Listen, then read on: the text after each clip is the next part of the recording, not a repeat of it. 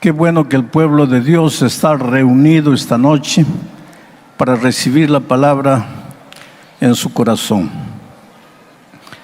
Ustedes, cada uno, es lo más precioso que Dios tiene en esta vida. Si ustedes pudieran entender cuánto son amados por Dios. A veces cuando la vida nos maltrata, porque esta vida es cruel, es dura, es injusta muchas veces. El primer pensamiento que sube a tu mente es que Dios te ha abandonado, que estás solo. No es verdad. Si tuvieses la capacidad de ver el mundo espiritual, verías ahí a Jesús a tu lado llorando contigo. Nunca tendremos palabras para agradecer a Dios por cuán bueno es para con nosotros. Vamos a orar. Amado Padre que estás en los cielos, yo creo que desde el cielo, Señor, y aquí mismo en la tierra, ángeles están alabando tu nombre este momento junto con nosotros. Y tú contemplas a estos hijos aquí en Lima. Cada persona que está aquí tiene su historia.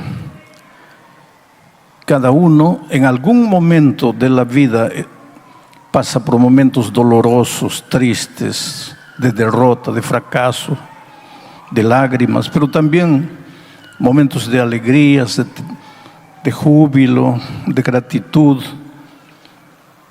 Estas personas están aquí no solo para oír tu palabra, sino trayendo sus luchas, sus dramas, sus problemas para colocarlos en tus manos.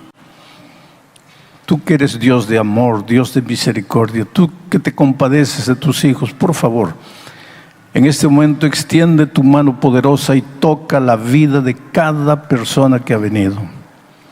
Hay gente enferma, Señor, enferma del cuerpo, tal vez desahuciada por el médico, tal vez sin esperanza de vivir. Pero hay gente también enferma del alma, enferma del espíritu, gente amargada, resentida, triste, derrotada, gente que está perdiendo el sentido de la vida. Oh Señor, esta noche manifiéstate en la plenitud de tu poder. Que tu gracia, como cataratas de amor, caigan del cielo y mojen la vida de cada persona que ha llegado aquí. Vamos a abrir tu palabra ahora. Queremos entender lo que quieres decirnos. En el nombre de Jesucristo. Amén. Muy bien, mis amados, qué bueno estar aquí en Lima y estar en este lugar bonito, que otros días es palco de tanto tipo de programa, pero que esta noche se ha transformado en un templo donde ustedes vinieron a adorar, a cantar, y donde tenemos seguridad que el Espíritu Santo se está moviendo. Vamos al texto bíblico. Vamos a leer el primer versículo, porque son varios versículos, y después voy a parar para contarles el contexto a fin de que ustedes entiendan el texto. Entonces vamos al texto. Es el capítulo 25 del primer libro de Samuel. El texto para esta noche son los versículos 20, 23, 20 y 24. Entonces, primero vamos a leer el versículo 20 y después voy a contarles la historia para que ustedes entiendan lo que Dios está queriendo decir y lo que el texto está queriendo comunicarnos. El versículo 20 dice así: y montando un asno, ¿quién? Abigail. El texto de esta noche habla de una mujer llamada Abigail. Su esposo se llamaba Nabal. Y montando un asno, bajó por una parte secreta del monte. Aquí se habla de un monte. Y he aquí, David y sus hombres venían frente a ella. Otras versiones dicen contra ella. Otras versiones dicen en dirección a ella. Y ella les salió al encuentro. Lo cierto es que David y Abigail se encontraron en el monte. ¿qué puede Dios querernos decir a través de este texto bíblico? Sabes que uno de los errores que cometemos en la vida espiritual es leer la Biblia por leerla, leer la Biblia sin entender.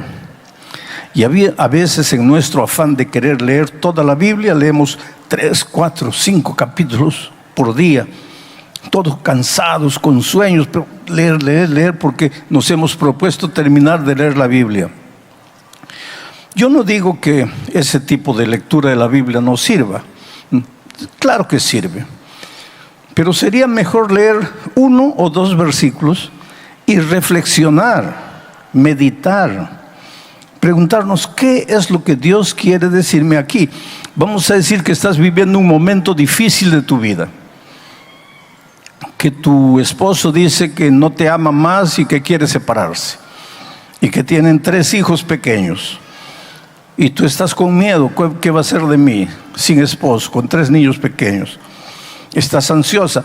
Cuando tú leas la Biblia, no quieras tú leer 3, 4 capítulos pensando que porque lees 4 o 5 capítulos Dios te va a bendecir. No, calma ahí.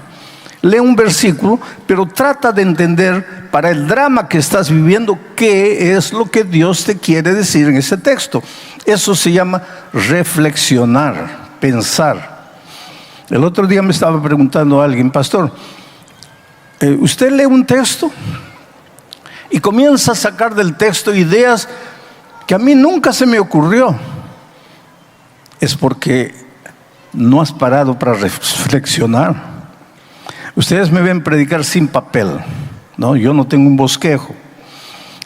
Pero yo no me levanté, abrí el texto y comienzo a hablar lo que imagino. No, las cosas no funcionan de esa manera. He pasado horas y horas hablando con Dios, reflexionando en el texto, consultando otras fuentes, buscando información para preparar el mensaje. Además de preparar el mensaje, he grabado los principales pensamientos en mi mente. Entonces mi bosquejo ya está escrito en mi cabeza. De tal manera que en lugar de estar mirando al papel, yo los estoy mirando a ustedes. Y por más que ustedes no se den cuenta, yo puedo ver sus ojos. Y yo puedo ver tu rostro. Y yo sé cuándo una frase que yo digo toca tu corazón, y cuando algo que yo estoy hablando no te está llegando mucho, y entonces yo puedo cambiar la dirección de mi mensaje, porque el propósito del mensaje no es predicar un bonito sermón. El propósito del mensaje es responder las inquietudes espirituales que tú tienes. Yo me voy a considerar un pastor agradecido, un predicador feliz esta noche, cuando tenga en mi corazón la certeza de que tú has entrado buscando respuestas y vuelves feliz y agradecido a Dios. Entonces el sermón ha cumplido su propósito. Entonces, cuando leas la Biblia, no seas apresurado. Y ahora quiero hablarte eso, del texto de esta noche. ¿Qué puede haber en el texto que leímos? Que Abigail se subió a un asno y estaba bajando por la montaña, y que David estaba subiendo por la montaña y se encontraron en el monte. ¿Cuál es el mensaje? Pues para entender un texto tienes que leer el contexto. El texto está en ese versículo, y el contexto está en todo el capítulo. Y si tú quieres saber más contexto todavía, lee 2 capítulos anteriores y tal vez 1 o 2 posteriores, y ahí vas a tener el cuadro completo. Entonces, yo te voy a explicar más o menos el contexto para entrar al mensaje de esta noche. En el Valle del Carmelo, ¿te acuerdas del Valle del Carmelo? Fue el lugar donde Elías derrotó a los profetas de Baal. ¿Te acuerdas de ese incidente? Bueno, en el Valle del Carmelo vivía un hombre llamado Nabal. Dice que entre otras cosas tenía 3,000 carneros y 1,000 cabras. Era un hombre rico, era un hacendado rico. casado con una mujer llamada Abigail, que es la personaje central de nuestro mensaje esta noche.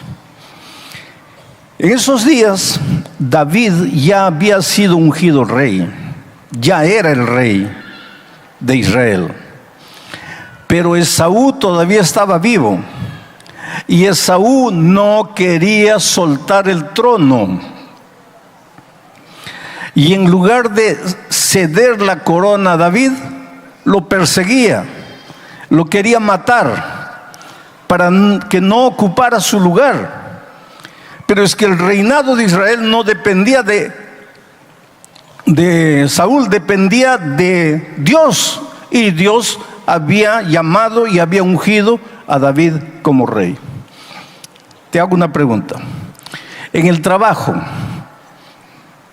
Dios te ha bendecido y tú te vas proyectando, pero hay alguien ahí en tu trabajo que te quiere serruchar el piso.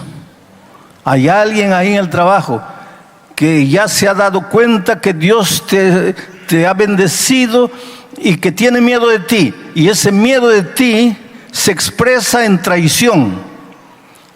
Y sin que tú sepas, va donde el jefe y trata de menoscabar tu imagen delante del jefe. Bueno, eso sucedía en aquellos tiempos. Tus enemigos te persiguen porque tienen miedo de ti. El rey Saúl perseguía a David porque tenía miedo de David. Porque cuando Dios determina quién va a ser el rey, no importa que el mundo entero haga lo que quiera, el rey que Dios ungió va a ser rey. Y si Dios te hizo nacer, te trajo a esta tierra para que seas un hombre, una mujer victorioso, no importa lo que tus enemigos hagan, Dios te va a llevar por el camino de la victoria. No tengas miedo, porque tú no viniste a este mundo porque quisiste o porque tus padres quisieron. Tú viniste a este mundo y estás vivo porque esa es la voluntad de Dios y el plan de Dios se va a cumplir en tu vida. Aunque los seres humanos hagan lo que quieran para entorpecer el plan de Dios se va a cumplir en tu vida. Bueno, el rey David estaba perseguido por el rey Saúl, estaba andando por los campos cerca del Carmelo, donde vivía Nabal, hombre rico. Y Nabal estaba haciendo una fiesta porque estaba trasquilando sus ovejas. Y cuando los pueblos en aquel lugar, los hacendados, trasquilaban sus ovejas, hacían fiesta, preparaban un banquete, invitaban a los vecinos y hasta a veces al pueblo para que comieran de gracia y participaran de la alegría de la trasquila de las ovejas. David estaba cerca. No tenía pan, no tenía comida, estaba perseguido, no tenía dónde dormir. Con su pequeño ejército dormía en las cuevas. Se enteró que Nabal estaba ofreciendo una fiesta. No fue para participar de la fiesta y comer gratis, porque para David no era tiempo de fiesta, para David era tiempo de guerra. Estaba siendo perseguido.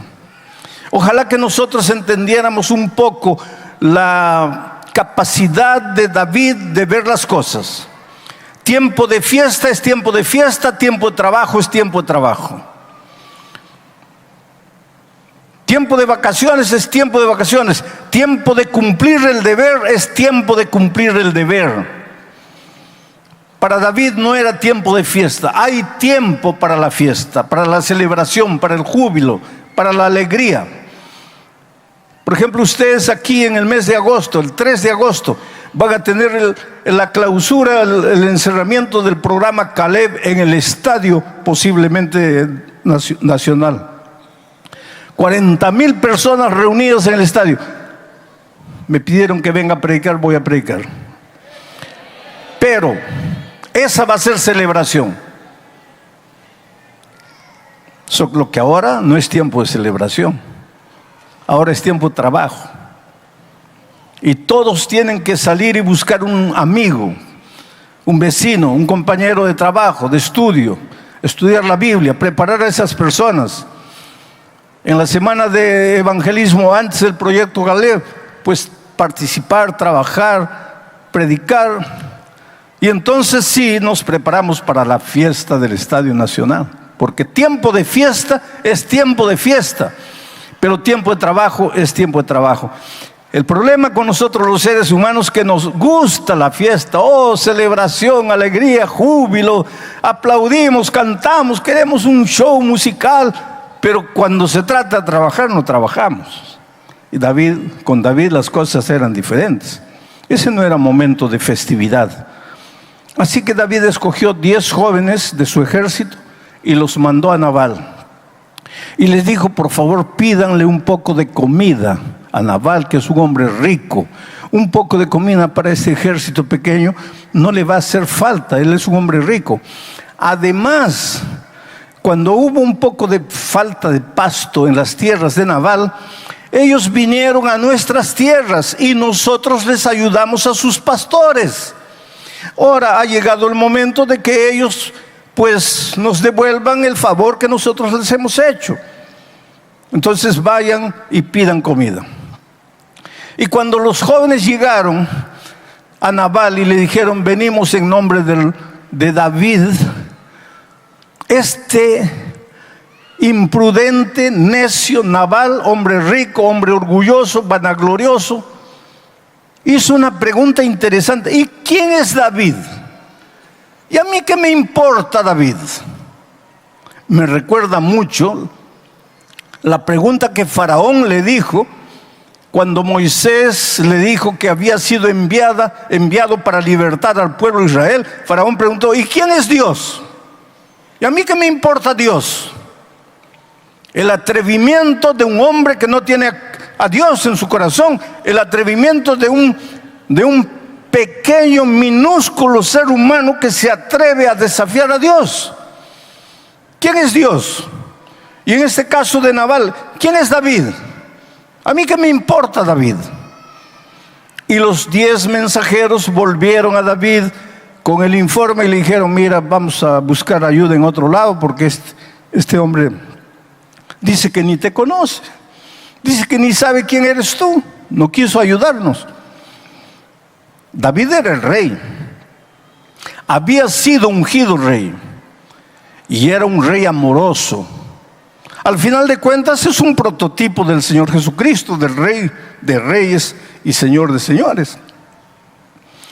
Pero la actitud de David ahora cambió y dijo, no quiso ayudarnos. Entonces ahora vamos a tomar todo por la fuerza, porque al final de cuentas todo lo que él tiene pertenece al reino. Y agarró su pequeño ejército y se dirigió hacia el Carmelo para tomar por la fuerza. Venía ahora la destrucción para Nabal y su gente. Pero un hombre de Nabal se enteró que ahora el rey venía, y ya no venía en son de paz, ya no venía con amor, ahora venía con justicia. Y ese hombre de Nabal corrió a la esposa de Nabal, Abigail, y le dijo, mira, tu esposo le negó ayuda al rey y ahora el rey viene a tomar por la fuerza todo y nos va a destruir. Entonces Abigail preparó comida, mandó hornear pan, agarró frutos secos, entre ellos higos, llenó en bolsas, en canastas, y se dirigió al encuentro del rey David.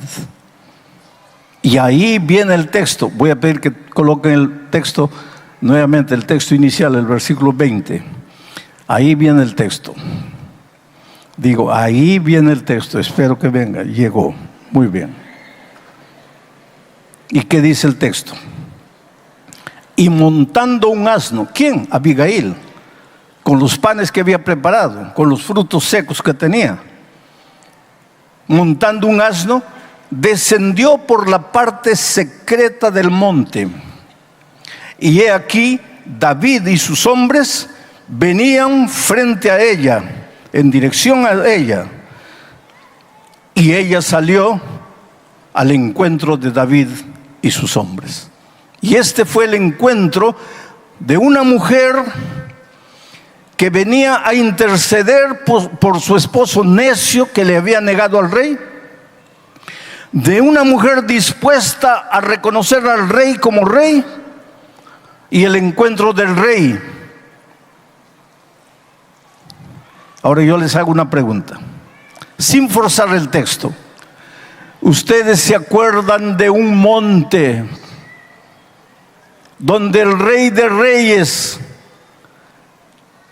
se hizo hombre, perseguido por los hombres, castigado por los hombres, herido, coronado de espinos, sangrando, subió la cuesta de un monte?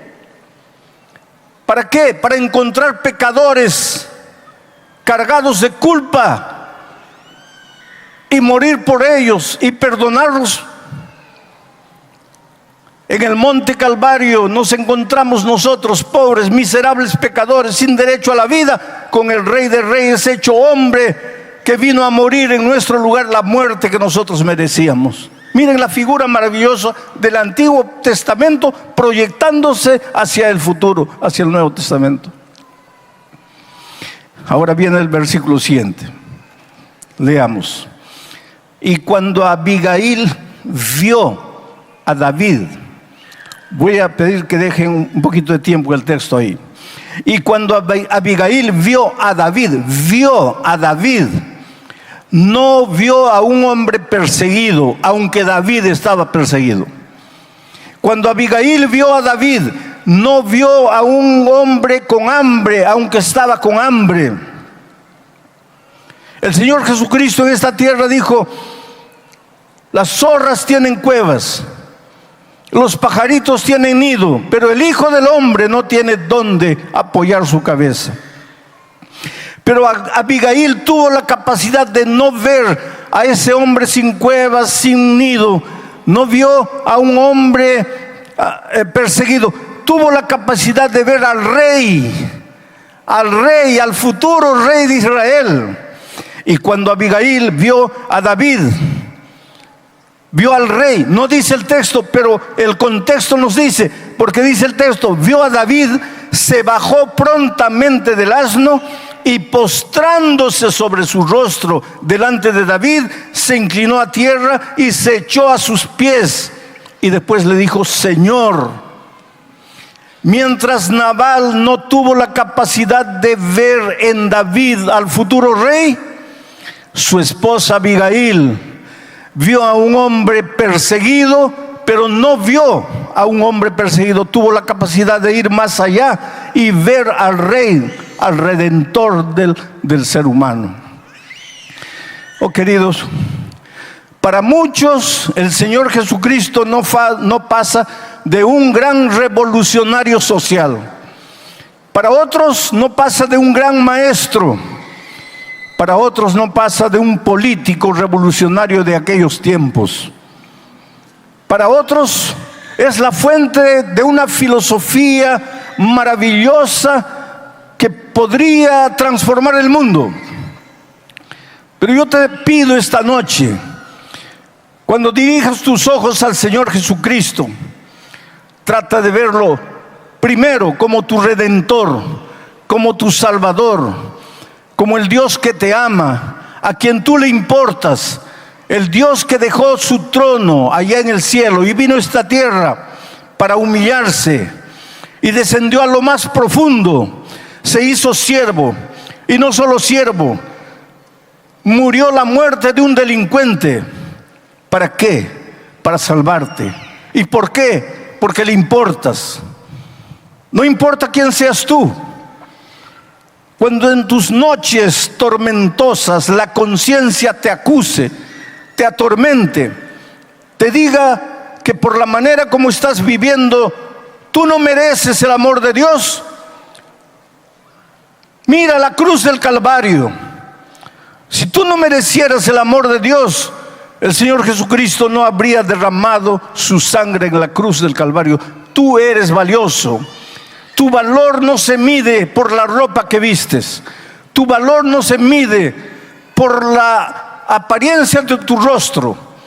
Tu valor no se mide por tus bellos ojos azules. Tu valor no se mide por tu estatura, ni por tu cuenta bancaria, ni por tu posición social, ni por tu grado de instrucción. Tu valor se mide por la sangre preciosa que el Señor Jesucristo derramó en la cruz del Calvario. Oh, cómo eres valioso. Una de las primeras cosas que necesitas hacer en la vida para crecer es aceptar que eres valioso, porque el Señor Jesús te ama. No eres un murciélago que tiene alas e intenta volar.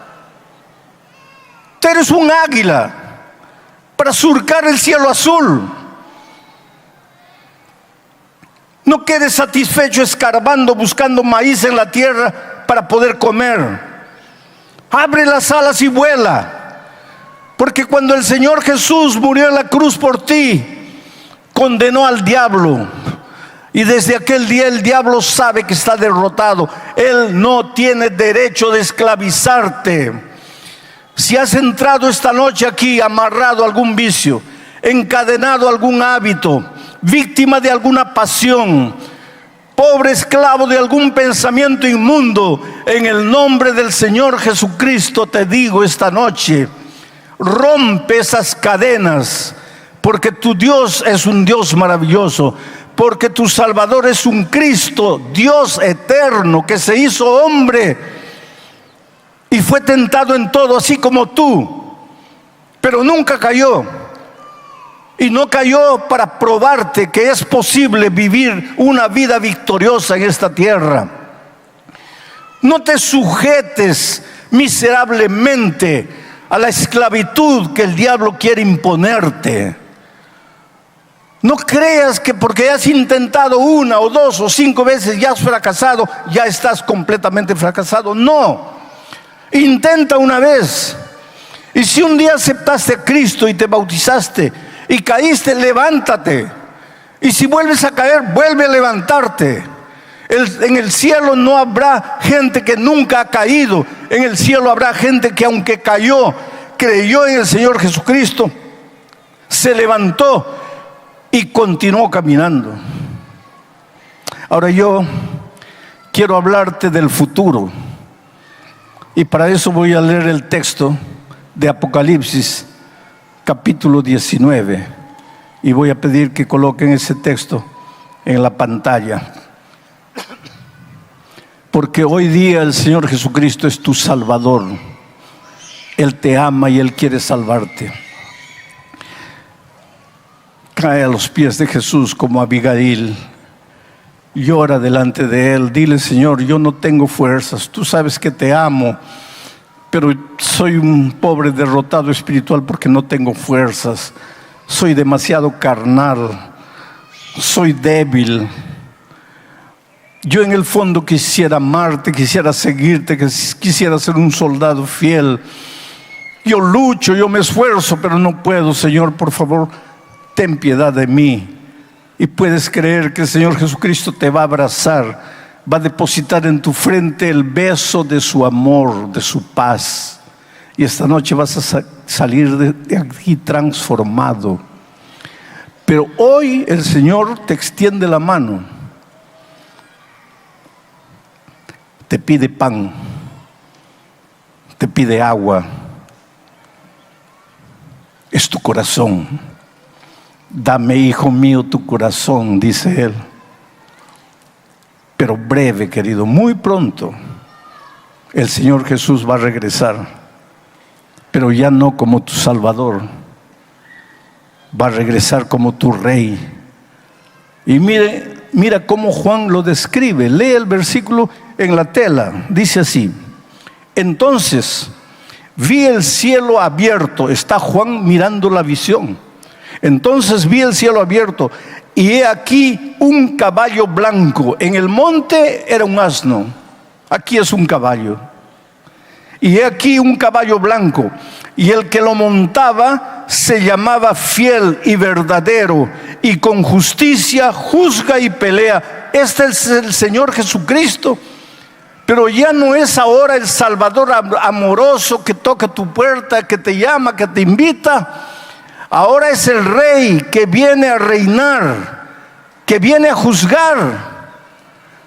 El versículo 11 dice, el 13 dice, estaba ese hombre vestido en el caballo blanco que vio Juan, estaba vestido de una ropa teñida en sangre, y su nombre es el Verbo de Dios. Mi pregunta es, ¿por qué su ropa, por ocasión de su segunda venida, está teñida en sangre? ¿Por qué?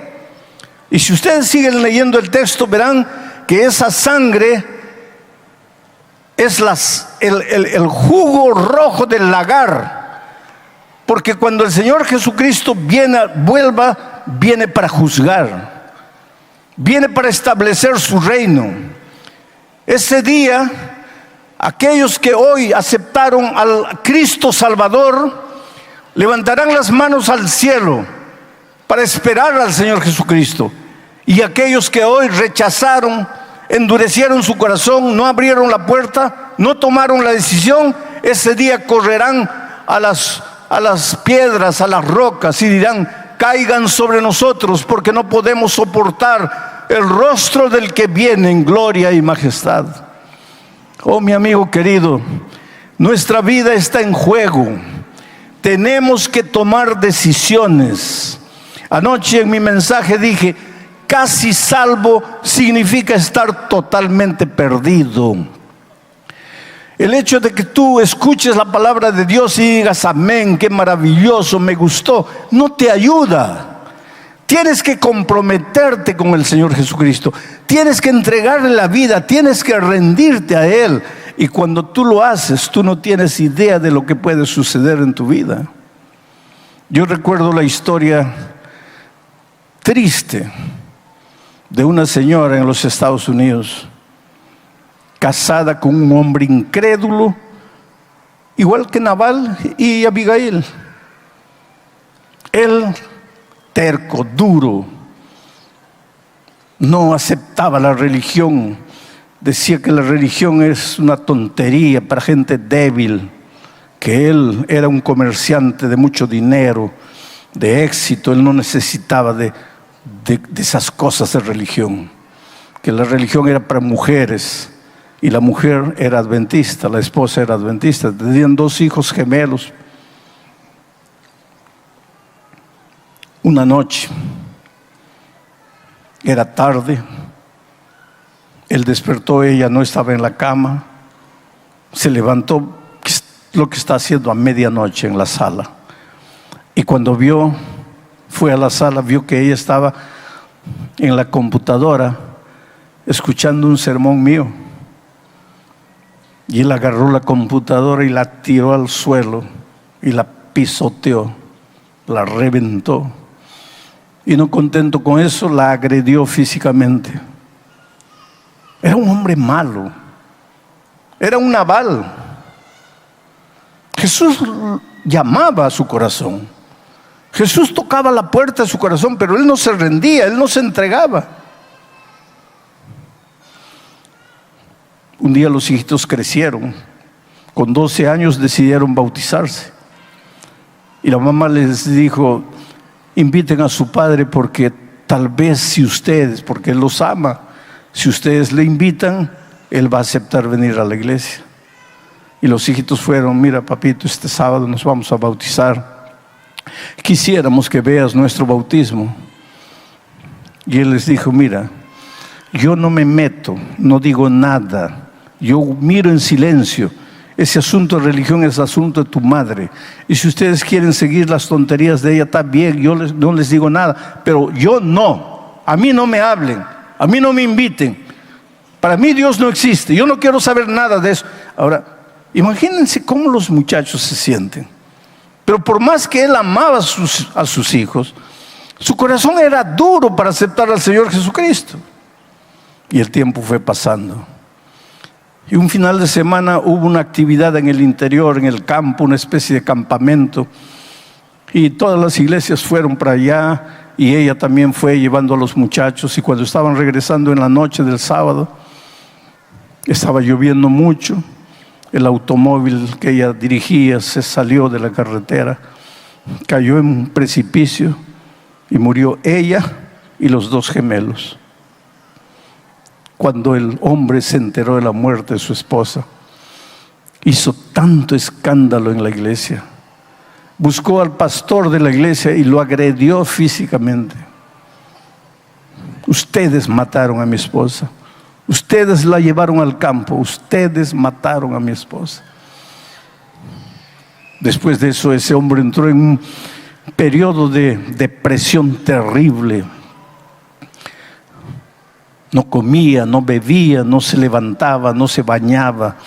Pasaba todo el día en la cama. No iba a trabajar, no se presentaba en las empresas. Tenía varias empresas. Todo estaba abandonado. Y los empleados esperando que él reaccionara, pero él cada vez peor y peor y peor. En esas circunstancias se sintió tan mal que lo llevaron al hospital. Y el médico le declaró un cáncer. Y ahora él decía, yo quiero morir, ¿para qué vivir? Mi esposa está muerta, mis hijos están muertos, ¿para qué vivir? Y quería morir. Pero una noche se acordó de aquel incidente en que él se levantó, destrozó el computador, agredió a la esposa. Y fue a la computadora y abrió. Y me comenzó a buscar y me encontró. Y comenzó a escuchar un sermón. Por primera vez en su vida comenzó a escuchar un sermón y escuchó todo el sermón. Y cuando terminó cayó de rodillas, llorando, desesperado. Y dijo, ahora entiendo lo que mi esposa encontró. Ahora entiendo el mensaje que mi esposa seguía. Pero ella estaba muerto, los hijos muertos. Y él lloró, lloró, lloró la noche toda y adormeció en el suelo. Pero la mañana siguiente se levantó diferente. Después de mucho tiempo, tomó un baño, se preparó, se afeitó y fue al trabajo. Un hombre déspota en el trabajo. Sus trabajadores le temían. Era duro, cruel, abusivo, un dictador. Pero esta vez él apareció en la empresa, saludando a todo el mundo, sonriendo para todo el mundo. Él mismo no entendía lo que le estaba pasando. Y todos los trabajadores se miraban, sabían que él estaba enfermo, sabían que él estaba prácticamente condenado a la muerte. Y entonces los trabajadores murmuraban entre ellos y decían, él va a morir. Y las personas antes de morir se ponen así, buenitas, todas saludan. Pero lo que ellos no sabían es lo que Dios estaba operando en la vida de ese hombre. Comenzó a escuchar sermones y sermones. Y sus ojos se abrieron a las verdades bíblicas, a un mundo espiritual que él no conocía. Y lloraba. Y decía, si yo pudiera volver atrás. Tenía todo para ser feliz. Una esposa linda, cristiana, una madre extraordinaria, hijos preciosos. Tenía todo para ser feliz. Lo arruiné. ¿Cómo quisiera volver atrás para aceptar a Jesús allá? Ahora, ella está muerta, mis hijos muertos. Por eso la Biblia dice, hoy es el día de buena nueva. Por eso la Biblia dice, hoy es el día de decisión. No es mañana.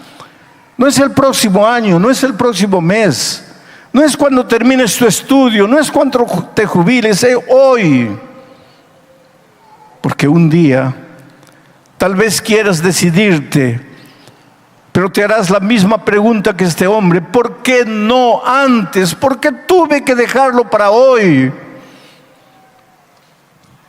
Pero este hombre entregó su vida a Cristo y el sábado fue a la iglesia. Y cuando el pastor lo vio, se asustó, porque la última vez este hombre lo había agredido. Y él se aproximó del pastor al final del culto y le dijo: pastor, no tenga miedo, yo quiero pedirle perdón. Yo no sabía lo que estaba haciendo.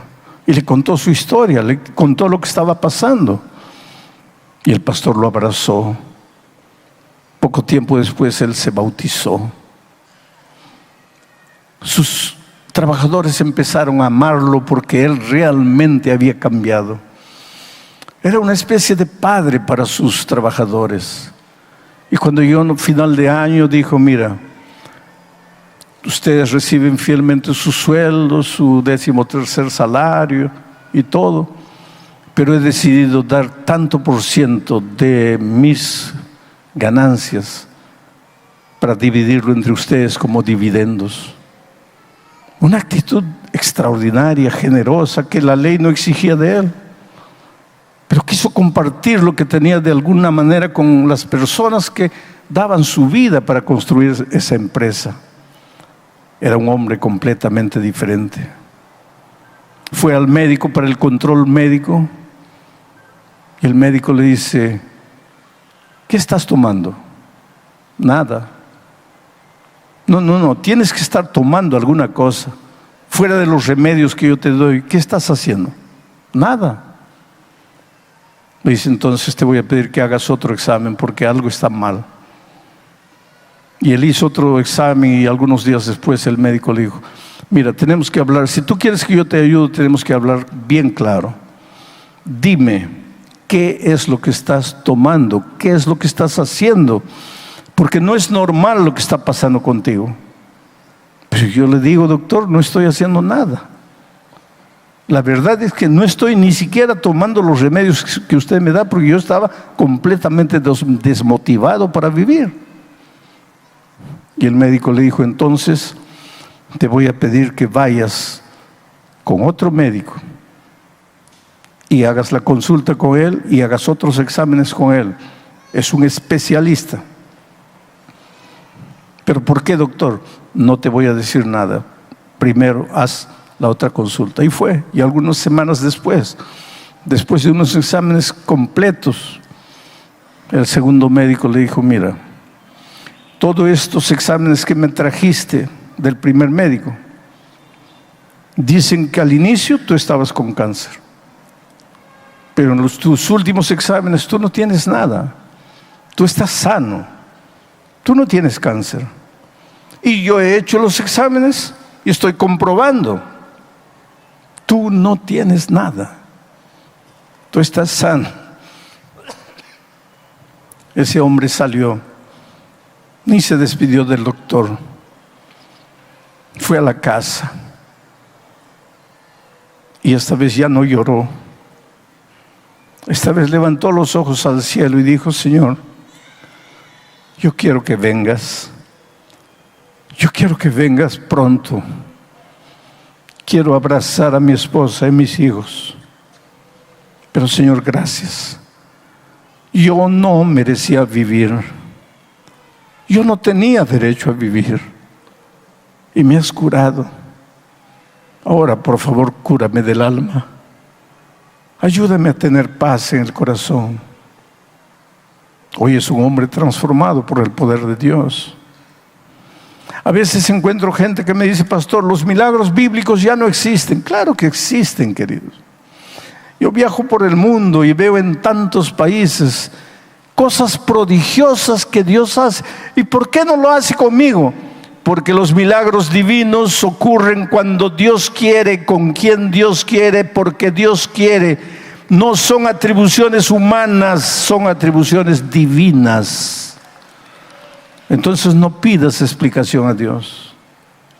pero Él te puede hacer el milagro interior, curar del alma, para que tú enfrentes, curado del miedo, curado del dolor interior, para que tú enfrentes las luchas de la vida y te vuelvas un vencedor. Por eso esta noche te voy a hacer una invitación.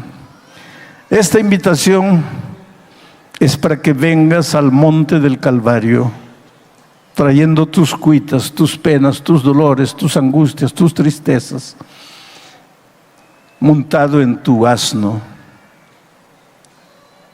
para encontrarte con el Rey y Señor de señores, que ahora es tu Salvador.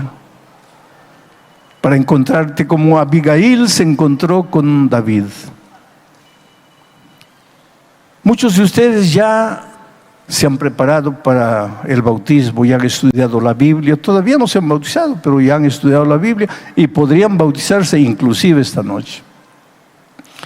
Pero muchos de ustedes no han estudiado todavía la Biblia, pero han venido y han aceptado a Cristo como su Salvador esta noche y quisieran decirle: Señor, yo quiero continuar estudiando tu palabra y un día quiero prepararme para el bautismo. Sea cual sea tu casa, ¿sabes lo que te voy a pedir?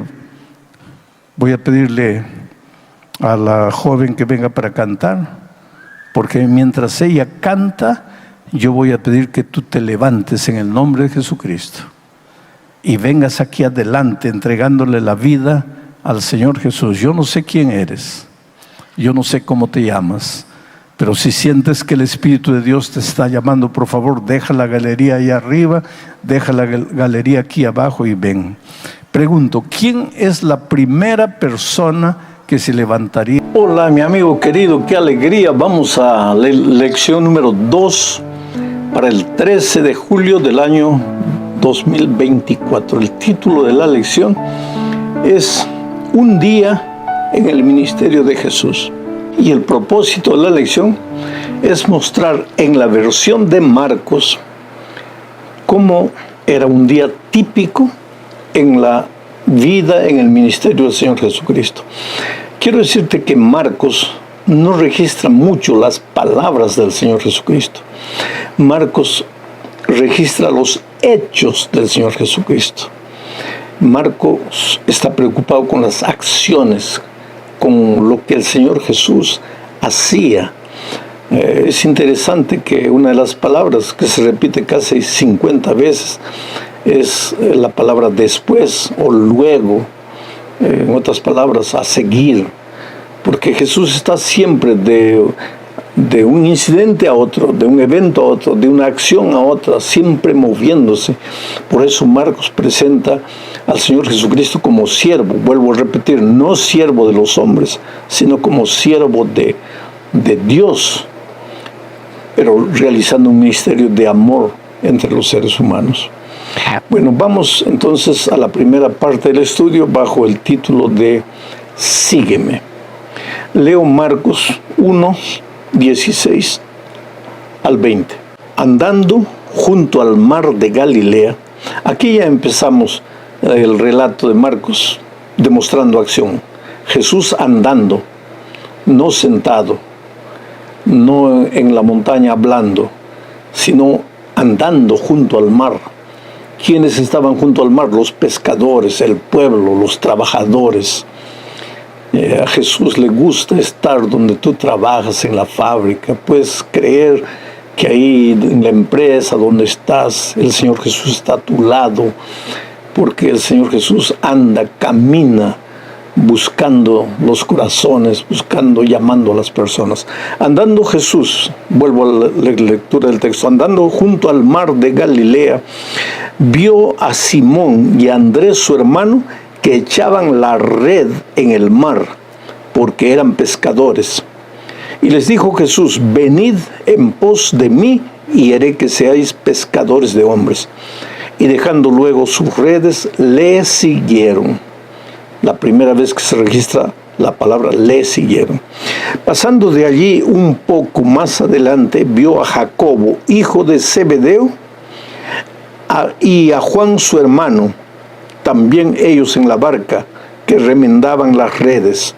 Luego los llamó y dejando a su padre Zebedeo en la barca, con los jornaleros, le siguieron. La segunda vez que registramos la expresión le siguieron. Hay algunas cosas que tenemos que considerar de este texto. Ya dije, Jesús andando, Jesús buscando. Encuentra un pequeño grupo de pescadores. ¿Qué estaban haciendo estos pescadores? Estaban echando su red al mar. Quiere decir, ellos habían fracasado. Generalmente en esos lugares la pesca se realizaba en la noche, no de mañana, no en el día. ¿Y por qué Pedro y sus colegas estaban ahí pescando durante el día? Porque habían fracasado durante la noche, no habían recogido nada. Y Jesús les dice, sígueme. Y Pedro, dejando todo, sigue al Señor Jesucristo. Más adelante, Jesús encuentra a otro grupo de pescadores, pero estos pescadores no están pescando, están remendando las redes. ¿Cuándo los pescadores remiendan sus redes? Cuando han tenido una buena noche de pesquería. Ahora ya entregaron el pescado, ahora están arreglando sus redes para pescar de nuevo en la noche. O sea, tú ves aquí al Señor Jesucristo encontrando al primer grupo de personas que no habían tenido una buena jornada, al segundo grupo de personas que habían sí tenido una buena jornada. Quiere decir, Jesús busca a los buenos empleados, Jesús busca a los desempleados. Jesús busca a los que están luchando para sobrevivir con la situación económica, pero también Jesús busca a los que la vida les ha sonreído, han aprovechado las oportunidades y les ha ido bien. Jesús busca a todos y la invitación es sígueme. En esta ocasión Jesús estaba haciéndoles la invitación para que formasen parte del núcleo de sus discípulos. Pero a lo largo de todos los tiempos la invitación siempre ha sido sígueme, sígueme. Desde el jardín del Edén, cuando Dios llegó al jardín y Adán y Eva estaban escondidos por causa del pecado y los llamó, ¿dónde estás? En otras palabras le estaba diciendo, sígueme. La Biblia es un libro de invitación, sígueme, sígueme. ¿Qué cosa es ser un cristiano? Ser un seguidor de Jesucristo. ¿Y qué cosa es seguir a Jesucristo? Caminar con Jesucristo, ir en pos de Jesucristo. Pero tú puedes pensar, pero pastor, eso es teórico. ¿Cómo es que yo voy a seguir a Jesucristo hoy? ¿Solo siguiendo sus enseñanzas? No, querido. Hay una manera práctica de seguir a Jesucristo. Hoy día tú puedes ser un discípulo del Señor Jesús, pero para eso tienes que caminar con Jesús, tienes que seguir a Jesús. ¿Y cómo se sigue a Jesús de manera práctica? Cuando oras todos los días, constantemente, en todo tiempo. Cuando estudias la Biblia todos los días y cuando buscas a una persona para Cristo, porque Jesús quiere hacerte un pescador de hombres, no un pescador de pescados, sino un pescador de hombres. Cuando tú haces esas tres cosas, oración, Biblia, y buscas a una persona para Cristo, estás siguiendo al Maestro. Y si aprendes a seguir a Jesús en esta tierra, en el cielo también lo vas a seguir. Porque cuando Juan vio en Apocalipsis 14 a los redimidos, dice que ellos le seguían al Cordero por donde quiera que el Cordero iba. Ahora, si en el cielo vamos a seguir a Jesús, es porque en esta tierra aprendimos a seguirlo. Vamos a la segunda parte del estudio bajo el subtítulo Un inolvidable servicio de adoración. Leo Marcos 1, 21 al 28 y voy a ir comentando. Y entraron en Capernaum, y los días de reposo, entrando en la sinagoga, enseñaba. Primera lección que yo encuentro aquí. En el mismo principio de su ministerio, en Capernaum, el sábado, el Señor Jesucristo se dirigía al templo. No era templo, era sinagoga, pero se dirigía a la sinagoga para enseñar. Es por eso que nosotros, los hijos de Dios, hoy, el sábado, nos dirigimos al templo a aprender del Señor Jesucristo, que está dispuesto a enseñarnos a través de su palabra. Sigo leyendo el texto. Y se admiraban de su doctrina, porque les enseñaba como quien tiene autoridad y no como los escribas. Quiere decir, la predicación de Jesús era diferente. Ahora, ¿por qué era diferente? Lo vamos a ver un poco más adelante. Sigo leyendo el texto. Pero había en la sinagoga de ellos un hombre con espíritu inmundo, que dio voces diciendo: ¿qué tienes con nosotros, Jesús Nazareno? ¿Has venido a destruirnos? Sé quién eres, el Santo de Dios. Pero Jesús le reprendió diciendo: cállate y sal de él. Y el espíritu inmundo, sacudiéndole con violencia y clamando a gran voz, salió de él, y todos se asombraron de tal manera que discutían entre sí diciendo: ¿qué es esto? ¿Qué nueva doctrina es esta que con autoridad manda aún a los espíritus inmundos y le obedecen? Y muy pronto se difundió su fama por toda la provincia alrededor de Galilea. 3 pensamientos. El primer pensamiento. Interesante que el hombre endemoniado, cuando apareció el Señor Jesucristo, comenzó a hablar, no era el hombre, en realidad era el demonio. ¿Y qué dijeron? Sabemos que tú eres Dios. Voy a leer el texto literalmente. Sé quién eres, el Santo de Dios. El diablo sabe quién es Jesucristo. El diablo conoce la palabra de Dios. El diablo conoce la profecía. Solo que la palabra de Dios no lo cambia. El diablo sigue siendo diablo. Porque ¿de qué te vale conocer la palabra de Dios si no dejas que la palabra te transforme? Y en realidad, cuando digo que la palabra no es la lectura mecánica de la Biblia, sino que la palabra es el propio Señor Jesucristo hecho carne. Cuando tú aceptas a Jesucristo a través de su palabra, aceptas la gracia perdonadora y al mismo tiempo la gracia transformadora. Pero una persona endemoniada que vive una vida completamente en el pecado, también puede aceptar que Jesús es santo, que Él ha venido de Dios. Esa es la teoría que no lo cambia. Segundo pensamiento. La gente se preguntó: ¿qué autoridad tiene este? Él predica con autoridad. Ahora, ¿dónde estaba la autoridad del Señor Jesucristo? Es que su palabra no era solo palabra, era acción. Dice el Espíritu de Profecía que cuando Jesús se levantaba para predicar, la gente podía ver en su rostro, en sus ojos, que Él no era como los escribas, que iba a repetir una frase aprendida, un bosquejo de sermón aprendido. Él hablaba con el corazón. Él era la propia palabra. Esa es la diferencia entre una predicación que transforma y una predicación que satisface el intelecto, la mente. Y cuando termina el sermón tú sales diciendo: ¡ay, qué bonito sermón! ¡Ay, me gustó el sermón! ¡Ay, me agradó el sermón! ¡Ay, qué elocuente es el pastor! Esa es una cosa. Otra cosa es que tú salgas compungido, conmovido, tocado por la palabra, sin elogiar a nadie, simplemente cabizbajo, reflexionando, porque la predicación tuvo la autoridad que viene de Dios. Interesante ese pensamiento.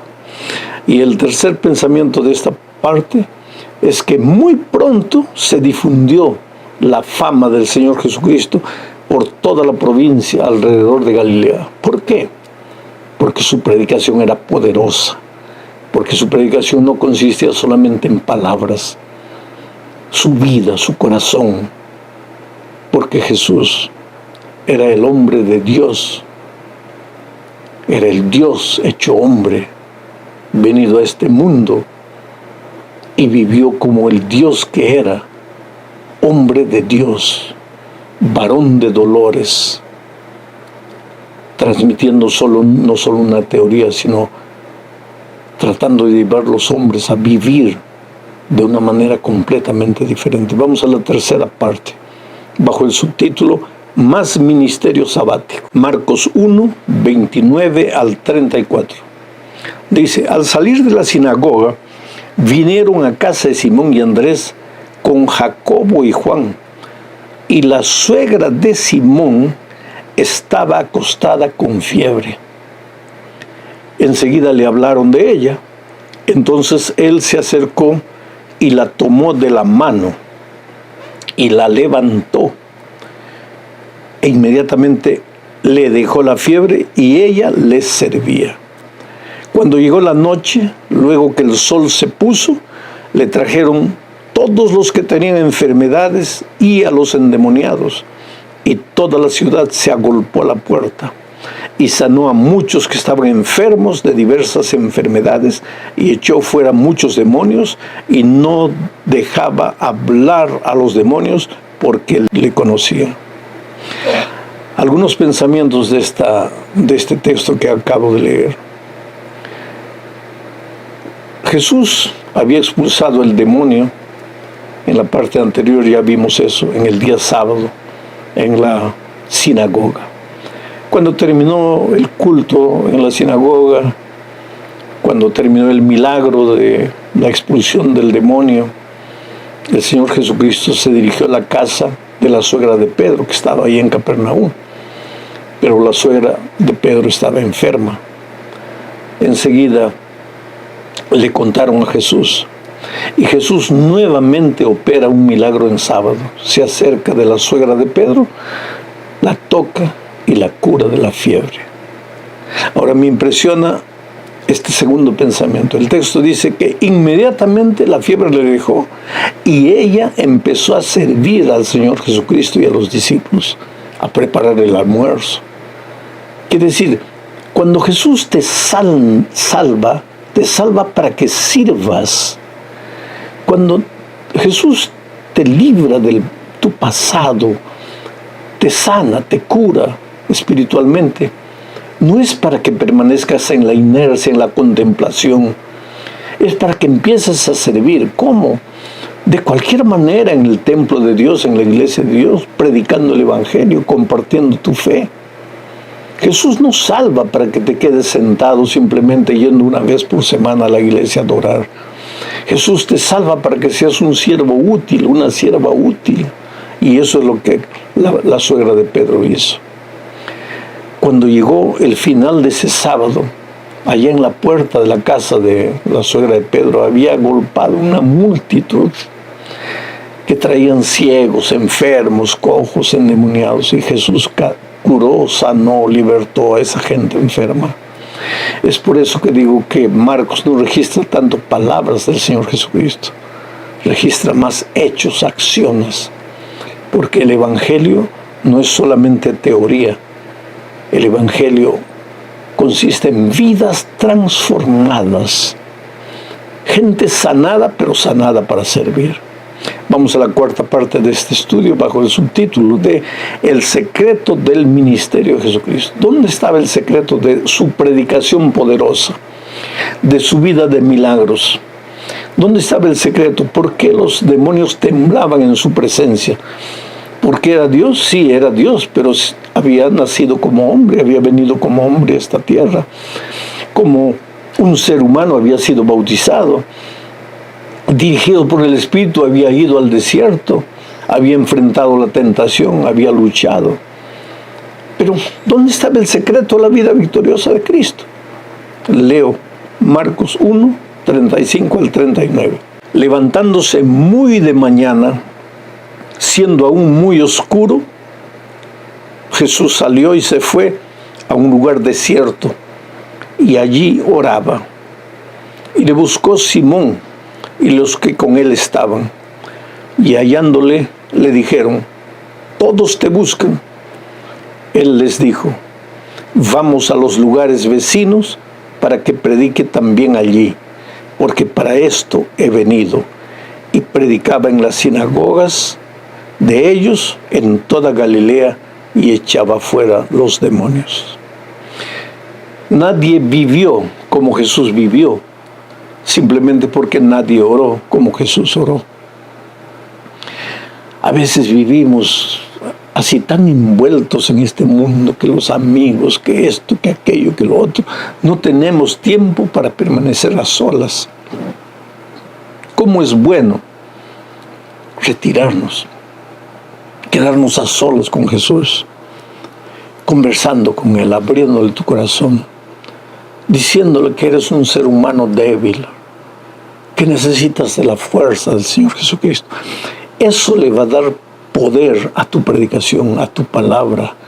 Cuando vayas a contarle tu testimonio a otra persona, lo vas a hacer con poder, porque ese poder viene de tus momentos a solas con el Señor Jesucristo.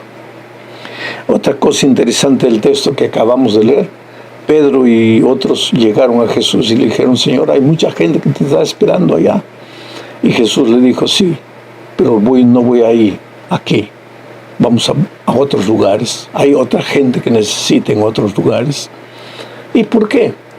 Porque en este lugar Jesús ya había hecho bastante trabajo. Las personas que habían sido convertidas y tocadas por el trabajo de Jesucristo, ahora tenían que ir buscando a otras personas y realizando también el ministerio que el Señor Jesucristo les había enseñado. Mientras Jesús y sus discípulos se trasladaban a otro lugar a evangelizar territorios nuevos. Esto nos enseña la lección. A veces tú estás 20 años en una iglesia. No quieres salir de esa iglesia. Pero hay otros lugares que no están evangelizados. ¿Por qué no te atreves a tomar unos 4 o 5 hermanos de esta iglesia y ir a plantar una iglesia en un nuevo lugar? Eso es lo que el Señor Jesús haría. Y no estar solamente en el mismo lugar siempre. Hay territorios nuevos, hay fronteras nuevas. El Evangelio tiene que ser predicado a toda nación, tribu, lengua y pueblo, pero eso tiene que comenzar en tu iglesia, a todo barrio, a todo rincón de tu ciudad. Hay un sector en São Paulo, Brasil, que me agrada mucho, el sur, la parte sur, donde cada pocos kilómetros hay una iglesia de 200, 150, 100 miembros, 120 miembros, 200 miembros, iglesias, porque los hermanos van, cuando la iglesia crece, se separan, abren nueva iglesia por aquí, nueva iglesia por allá. Es así el plan divino para su pueblo. Pues llegamos al fin de este estudio bajo el subtítulo: ¿puedes guardar un secreto? ¿Por qué viene esta pregunta? Vamos a leer Marcos 1, 40 al 45. Vino a él, a Jesucristo, un leproso rogándole, e hincada la rodilla le dijo: si quieres, puedes limpiarme. Y Jesús, teniendo misericordia de él, extendió la mano y le tocó y le dijo: quiero, sé limpio. Voy a parar aquí un poco. Es como si un pecador hoy día fuese al Señor Jesús y le dijese: Señor, soy un pecador, soy un leproso. Si quieres, puedes transformarme. Y Jesús te va a decir: claro que quiero, hijo. Claro que quiero limpiarte. Claro que quiero perdonarte, transformarte. Claro que quiero hacerte una nueva criatura. Y lo tocó. Dice: quiero, sé limpio. Y así, vuelvo a leer el texto, y así que él hubo hablado, al instante la lepra se fue de aquel hombre y quedó limpio. Entonces le encargó rigurosamente y le despidió luego y le dijo: mira, no digas a nadie nada. Interesante. ¿Por qué Jesús le dijo al leproso curado: no le digas nada a nadie? No era porque Jesús no quisiera que él predicara el Evangelio, que él anunciara el milagro que Jesús había hecho con él. No. Es que había otro motivo. Sigo leyendo el texto. Y le dijo: mira, no digas a nadie nada, sino ve, muéstrate al sacerdote y ofrece por tu purificación lo que Moisés mandó para testimonio a ellos. Pero oído él, el leproso, curado, comenzó a publicarlo mucho y a divulgar el hecho, de manera que ya Jesús no podía entrar abiertamente en la ciudad, sino que se quedaba fuera en los lugares desiertos, y venían a él de todas partes. Aquí tú entiendes por qué el Señor Jesús le dijo al leproso: mira, no digas nada, ve al sacerdote, cumple con el ritual del leproso que ha sido curado. Las instrucciones estaban en el Antiguo Testamento. Pero ¿por qué dijo Jesús eso? Porque él tenía que entrar a las ciudades y evangelizar. Pero cuando la noticia de este milagro se corrió por ahí, el Señor Jesucristo ya no podía entrar a las ciudades para cumplir su ministerio, porque los enfermos lo rodeaban. Entonces él tenía que quedarse en lugares desérticos. ¿Por qué? Porque él tenía un programa que cumplir. ¿Cuál era ese programa? No era solamente curar. Aquí está una cosa interesante. ¿Por qué tú crees que en iglesias donde se prometen milagros, se prometen curaciones, inclusive a cambio de dinero, multitudes van y llenan estadios? ¿Por qué? Porque las multitudes siempre han sido así.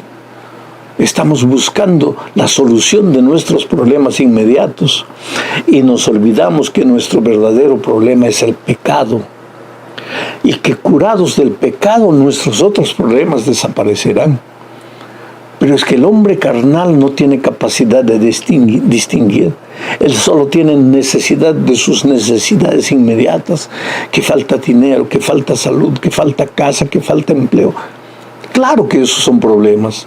Pero el verdadero problema es que no tenemos el corazón transformado, no tenemos paz, vivimos atemorizados, vivimos desconfiados, vivimos resentidos, vivimos heridos con Dios, pensando que Él no se acuerda de nosotros, que Jesús no es que no quería sanar, tanto así que curaba y hacía milagros, pero Él quería que las personas entendieran que su ministerio no era solo curar de los males físicos, sino curar del pecado. Y ellos, con el entendimiento oscurecido por sus males físicos, no tenían capacidad de entender su verdadero problema. Mi pregunta para ti es, ¿has entendido cuál es la raíz de todos tus problemas?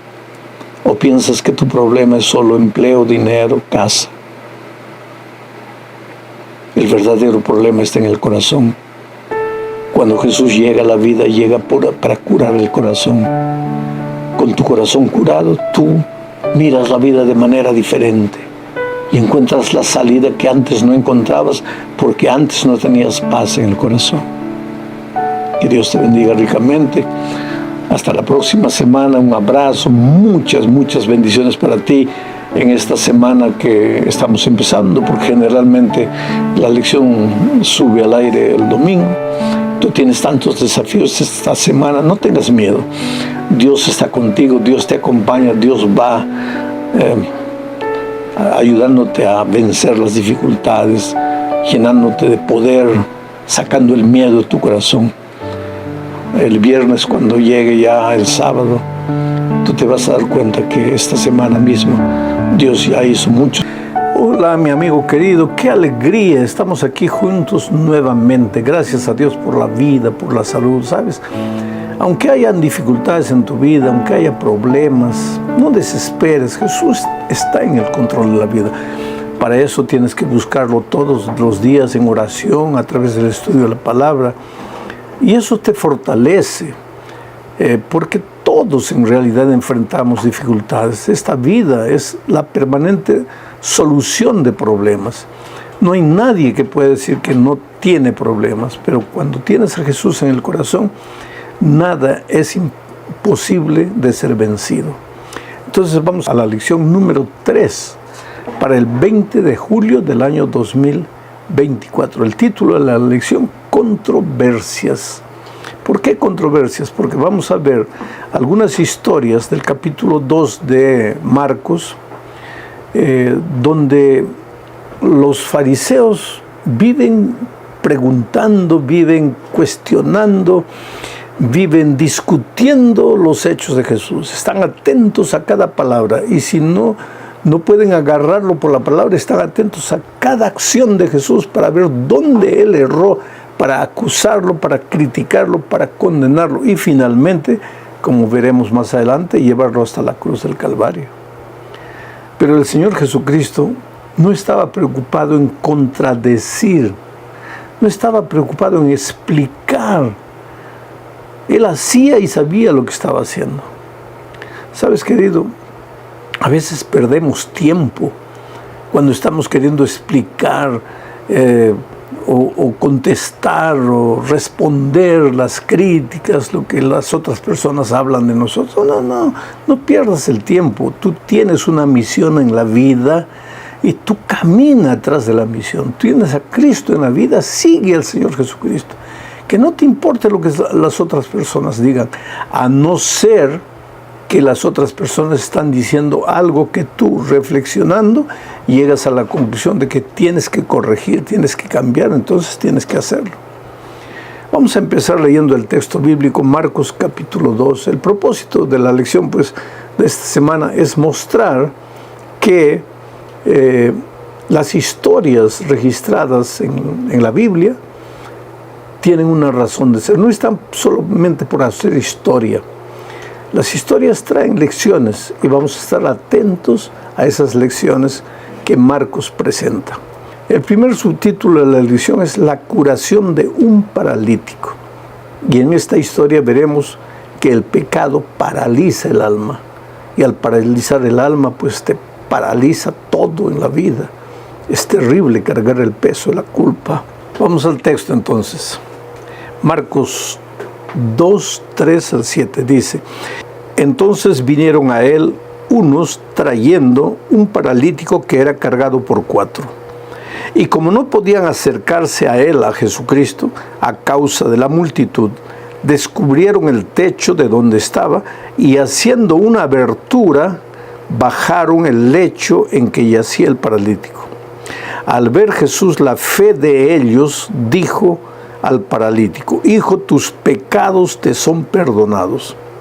Estaban allí sentados algunos de los escribas, los cuales cavilaban en sus corazones: ¿por qué habla este así? Blasfemias dice. ¿Quién puede perdonar pecados sino solo Dios? Sin embargo, querido, los judíos no sabían que Jesucristo era Dios. A los suyos vino y ellos no lo recibieron. Y en lugar de estar atentos para aprender, estaban atentos para criticar, para juzgar. Me impresiona que el Señor Jesucristo estaba en la casa y había gente por las ventanas, en la puerta, por todos los lados. Y cuando estos 4 hombres llegaron llevando al paralítico para ser curado por el Señor Jesucristo, no podían entrar. Nadie les permitía entrar. Entonces, ¿qué hicieron ellos? Mira la tenacidad, mira el deseo de querer ver a su amigo curado. Subieron al techo, hicieron un agujero por el techo, introdujeron al paralítico por ahí. Y el texto bíblico dice que al ver Jesús la fe de ellos, de los 4 que llevaron al paralítico, se dirigió al paralítico y le dijo: hijo, tus pecados te son perdonados.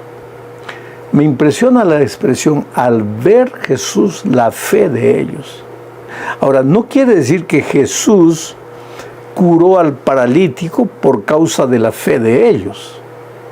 Jesús curó al paralítico por causa de la fe del paralítico, porque el paralítico creyó. Quiere decir, nadie puede creer por ti. Entonces, ¿por qué el texto bíblico dice al ver Jesús la fe de ellos? Es que Jesús quedó admirado cómo esos 4 hombres amaban tanto a su amigo, sentían tanto dolor de verlo en esa situación, que hicieron un hueco por el techo. Eso es trabajo. Hicieron bajar por ahí al paralítico. Y Jesús admiró esta actitud. Admiró la tenacidad de estos hombres, el amor, la pasión de estos hombres para salvar a sus amigos. Ojalá que nosotros todos tuviéramos la pasión de estos hombres para querer salvar a las personas que todavía no conocen al Señor Jesucristo. Al ver Jesús la fe de ellos, se dirigió al paralítico y le dijo: hijo, tus pecados te son perdonados. ¿Por qué? El paralítico no había venido para que se le perdonasen los pecados. El paralítico había llegado para ser curado de la parálisis. Pero aquí viene la lección, es que el pecado te paraliza. La culpa te paraliza. Yo me acuerdo de hace muchos años atrás, conocí a una señora extraordinaria, misionera, ganadora de almas, y años después, cuando llegué a la ciudad, ella estaba en cama, paralítica completamente, del cuello para abajo, no movía nada. La última vez que yo la vi, años atrás, le estaban dando una medalla interesante que entregaban a los ganadores de almas. Y ahora ella paralizada. Fui a visitarla a pedido del pastor y de algunos hermanos. Y cuando empecé a hablar con ella me di cuenta que ella tenía un problema serio. Pedí por favor que todos me dejasen a solas con ella. Y ella me miró y me dijo: pastor, usted se dio cuenta de cuál es mi problema. Y yo pequé, pastor, yo caí. Y empezó a llorar. Y me dijo: yo merezco morir. Porque yo conocía la palabra de Dios. Yo había llevado tantas personas a Cristo. Yo no podía caer. Querido, esa es la idea que muchas personas tienen.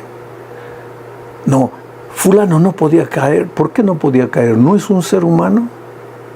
Cualquier ser humano, en el momento que se desconecta de Jesús, es propenso a caer, y esa mujer cayó.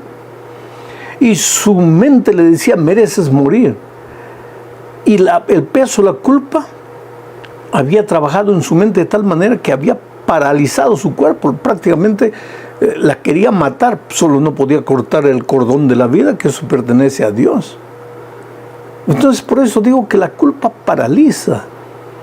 El otro día yo estaba viajando aquí en Brasilia y de repente un hombre chocó contra un poste y salió del carro, y lo primero que gritaba es: yo soy un miserable, yo soy un culpable, yo merezco.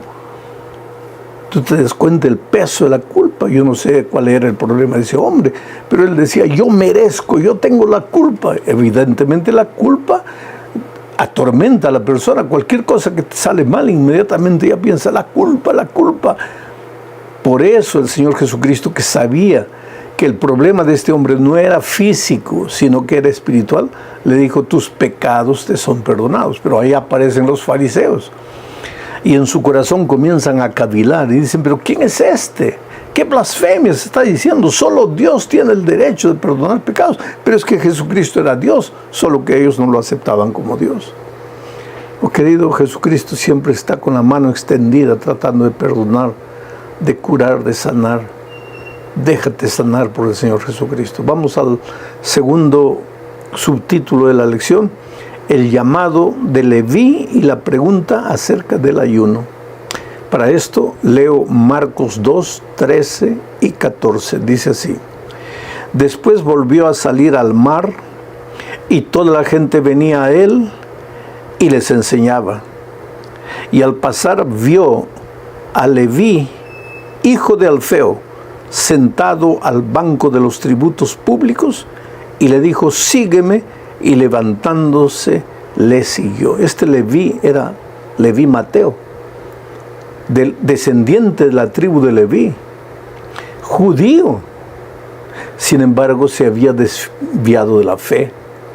Ahora servía a los romanos como un cobrador de impuestos. Y los cobradores de impuestos en aquellos tiempos, al mismo tiempo que eran despreciados por el pueblo por cobrar impuestos, como tenían el dinero en la mano, malversaban fondos. La mayoría de ellos era corrupta. Por eso, cuando después Mateo ofreció un banquete en su casa, ¿a quién podría invitar? Si él invitase a los buenos ciudadanos, nadie iría, porque todos lo consideraban un publicano y lo consideraban un corrupto, un ladrón. Así que los que llenaron la casa de Mateo en esa cena de homenaje al Señor Jesucristo, de agradecimiento al Señor Jesucristo, pues eran sus amigos, otros cobradores de impuestos, otra gente mala. ¿Y qué hicieron los judíos? Inmediatamente comenzaron a criticar al Señor Jesucristo. Este se reúne con pecadores, este se junta con publicanos. En el primer caso del paralítico, Jesús curó, Jesús lo libró al paralítico de la culpa y los fariseos inmediatamente, ¿quién es este? Es Dios. Ahora Jesucristo llama a un publicano para que lo siguiera. El publicano se entrega al Señor Jesucristo. Más tarde veremos que Mateo escribe el Evangelio de San Mateo. Un hombre transformado, un hombre convertido, invita a sus amigos para que conozcan a Jesús.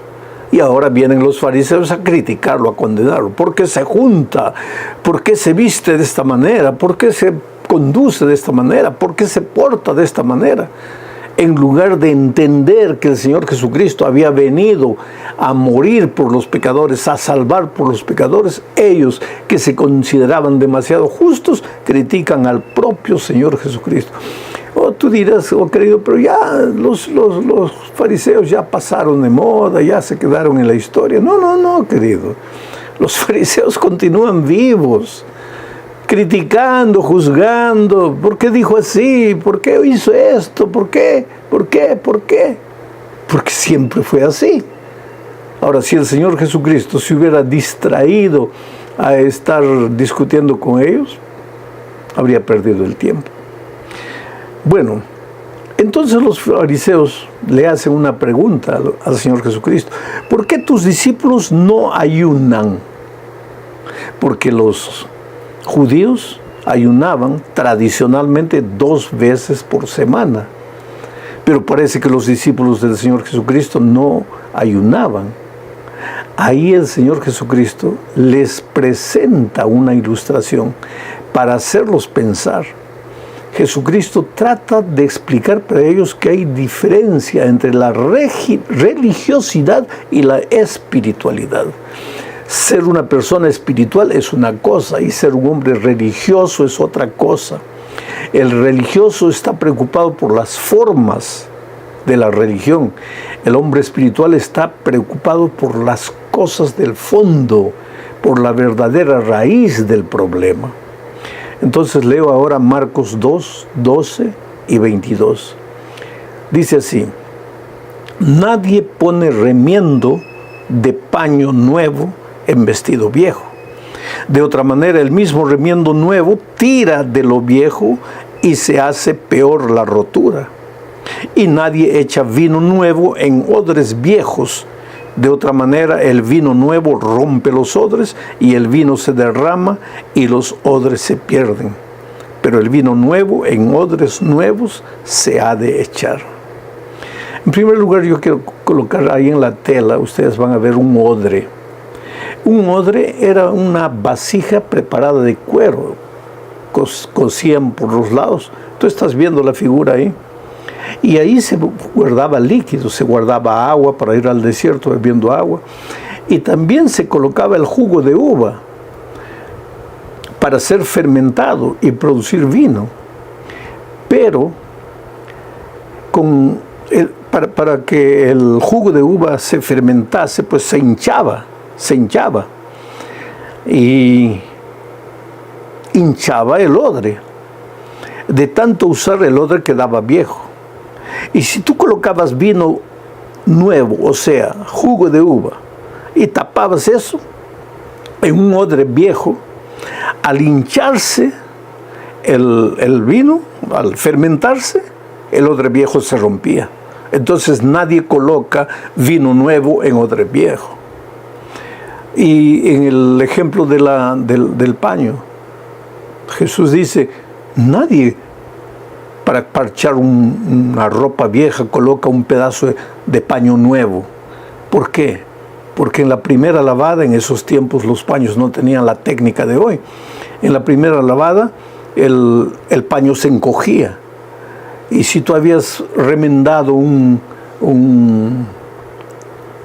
vestido viejo con un paño nuevo, después de la primera lavada, al estirarse el paño, pues rompía el vestido.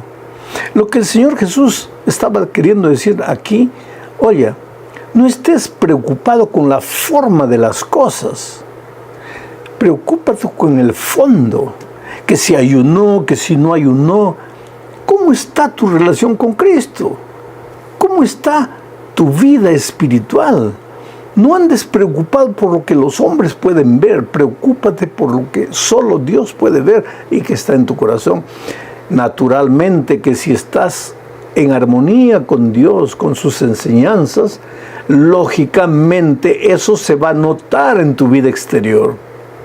Porque que alguien diga, estoy bien con Cristo, y vive una vida exterior desreglada, qué bien con Cristo estás. Pero por otro lado, puedes vivir preocupado en mostrar una vida bonita por fuera cuando no tienes nada por dentro. Bueno, vamos a la tercera parte, el Señor del sábado. Nuevamente controversia con los judíos, ahora en torno al sábado. Leo Marcos 2, 23, 24 y 27 y 28. Dice así: aconteció que al pasar él, Jesucristo, por los sembrados, un día de reposo, sus discípulos andando comenzaron a arrancar espigas. Entonces los fariseos le dijeron, mira, ¿por qué hacen en el día de reposo lo que no es lícito? También les dijo, el día de reposo fue hecho por causa del hombre y no el hombre por causa del día de reposo. Por tanto, el Hijo del Hombre es Señor aún del día de reposo. Está hablando del sábado aquí. Hay mucha gente que piensa que Jesús vino a abolir el sábado. No, no, no. Él vino a cumplir el sábado. Él inició su ministerio en la sinagoga de Capernaum. Un sábado entró al culto dando ejemplo a las personas de que el sábado es un día especial para ser dedicado al Señor. Alguien me dijo el otro día, pero yo puedo dedicar todos los días al Señor. Gloria a Dios y puedes dedicar todos los días a Dios. Pero el sábado es el día especial de comunión con Cristo, de adoración, donde el pueblo de Dios va a la sinagoga, al templo en este caso, a adorar al Señor Jesucristo. Pero los judíos, ellos habían como que endiosado al sábado. En lugar de ser el sábado un día de reposo para ellos, era un día para estar controlando las reglas, que no puedes hacer esto, que no puedes hacer aquello. Y cuando los discípulos de Jesús un día estaban recogiendo espigas de trigo en la carretera mientras se dirigían a su destino, y estaban con hambre, ellos vinieron, los fariseos, a criticar al Señor. ¿Por qué? ¿Por qué hacen esto? Y el Señor Jesucristo les dice, oiga, el Señor Jesús, Él mismo, es el Señor del sábado. Ustedes están preocupados con la forma, pero no están preocupados con la esencia. Ahora, no contentos con esto, porque este incidente sucedió en el campo, ellos fueron ahora a la sinagoga, al templo. Y mira lo que dice Marcos capítulo 3, versículos 1 al 4. Otra vez entró Jesús en la sinagoga, y había allí un hombre que tenía seca una mano, y le acechaban para ver si en el día de reposo les sanaría, a fin de poder acusarle. Entonces dijo al hombre que tenía la mano seca, levántate, ponte en medio. Y les dijo, ¿es lícito en los días de reposo hacer el bien o hacer el mal? ¿Salvar la vida o quitarla? Pero ellos callaban. Interesante. Fueron los fariseos que colocaron al hombre enfermo en la sinagoga, porque sabían que Jesús iba a ir a la sinagoga en sábado, y porque sabían que Jesús no dejaría de hacer un milagro. Y tendrían ellos oportunidad de criticarlo y condenarlo y juzgarlo, porque ellos, vuelvo a repetir, seguían a Jesús no para aprender, sino para criticar, juzgar. Y el Señor Jesucristo sanó al enfermo. Y entonces los fariseos, ¿cómo haces eso en sábado? Y Jesús hizo una pregunta para ellos. ¿Es lícito hacer bien el sábado? ¿El sábado es para cruzarse de brazos y no hacer nada? ¿El sábado es para dormir todo el día en la cama? ¿O el sábado es para hacer el bien? Cuando tú guardas el sábado y estás guardando en el nombre de Dios, haces el bien. Si encuentras en la calle a un anciano caído que tropezó, ¿por qué sábado no lo vas a ayudar? No, es justamente por ser sábado que tienes que ayudarlo. Si hay alguien enfermo, por ser sábado no lo vas a visitar, no le vas a extender la mano, no le vas a dar un remedio, al contrario, debes hacerlo. Pero el sábado había perdido su espíritu para los fariseos. Jesús no vino a abolir el sábado, vino a devolverle al sábado el sentido de espiritualidad que el sábado había perdido con los judíos, porque los judíos solo estaban preocupados en la religiosidad del sábado. Ahora terminamos la lección comentando una historia, pero que es una historia sándwich. Voy a explicar. Esta es una historia sándwich porque empieza con una historia, después ven otra historia que no tiene nada que ver y después vuelve a la primera historia. Es una especie de sándwich. Entonces leo Marcos 3, 20 y 21. Y se agolpó de nuevo la gente, de modo que ellos ni aún podían comer, ellos, Jesús y sus discípulos. Cuando le oyeron los suyos, ¿quiénes son los suyos? Su madre, sus hermanos, vinieron para prenderle porque decían, está fuera de sí, que está loco. Solo vive trabajando, predicando, haciendo milagros, no para ni para comer, está loco. Entonces viene la historia que está dentro del sándwich. Marcos 3, 22 al 24 dice, pero los escribas que habían venido de Jerusalén decían que tenía a Balsebú, al diablo, y que por el príncipe de los demonios echaba fuera los demonios. Y habiéndolos llamado, les decía en parábolas Jesús a los fariseos, ¿cómo puede Satanás echar fuera a Satanás? Si un reino está dividido contra sí mismo, tal reino no puede permanecer. Interesante. Los judíos acusaban a Jesús de echar demonios porque tenía a Satanás, a Balsebú. Y Jesús le dice, pero ¿cómo puede el diablo echar fuera al diablo? Si el diablo está dividido no va a lograr nada. Ahora mi pregunta para ti, querido, es, si el diablo está dividido no logra nada, entonces si la iglesia de Dios está dividida, ¿va a lograr qué? Aquí hay una lección poderosa, porque ni siquiera el diablo se divide a sí mismo. Entonces, ¿cómo es que muchas veces el pueblo de Dios está dividido?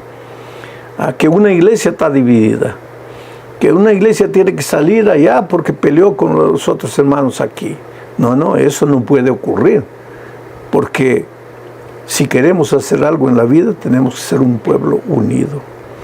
Entonces la historia termina hablando de nuevamente la madre y los hermanos de Jesús que querían prenderlo porque pensaban que estaba loco.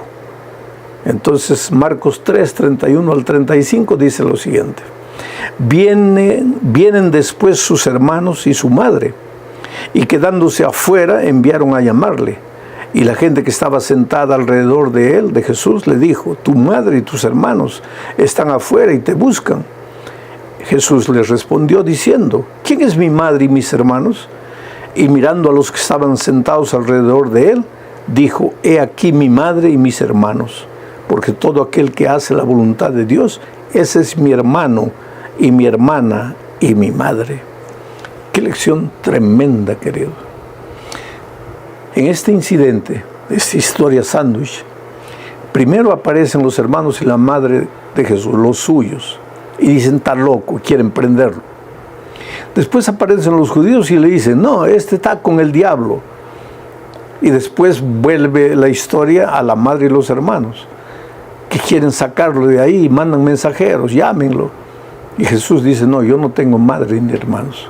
Mi madre y mis hermanos son los que hacen la voluntad de mi Padre. Quiere decir que muchas veces hasta los parientes pueden ser instrumentos del enemigo sin saber, para arruinar tu fe, para sacarte de la iglesia, para traerte problemas espirituales. Tenemos que respetar al padre, a la madre, y tenemos que amar a nuestros hermanos carnales. pero nunca antes de Dios. Es menester amar a Dios antes que a los hombres. Que Dios te bendiga, querido. En esta lección nosotros vimos cómo mientras Jesús quería hacer bien, quería predicar, quería enseñar, quería llevar a las personas a la salvación, los fariseos solo querían contradecirle, solo querían criticarle, condenarle, pero Jesús no perdía tiempo, continuaba en el cumplimiento sagrado de su misión. Tú eres de aquellos que sigue al Señor Jesús, quiere aprender de Él, o eres de aquellos que solo quiere criticar,